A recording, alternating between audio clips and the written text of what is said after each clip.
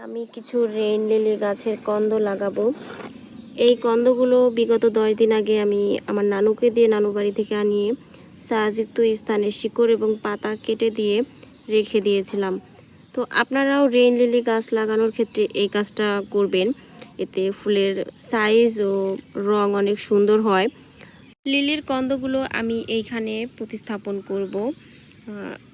10 দিন আগেই আমি এখানে মাটি রেডি করে রাখছিলাম, সবজির খোসা, তারপর প্রয়োজনীয় যে সার, আপনার ভার্মি কম্পোস্ট, বালু, ধানের চিটা, তারপরে হচ্ছে মাটি, সব গোবর সার সব কিছু মিক্সড করে আমি এখানে একটা মাটি 10 দিন আগেই রেডি করে রাখছিলাম।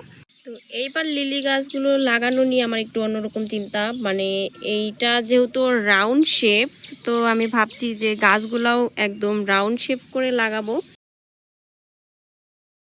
এই যে আমরা পেঁয়াজ লাগাইতেছি, পেঁয়াজ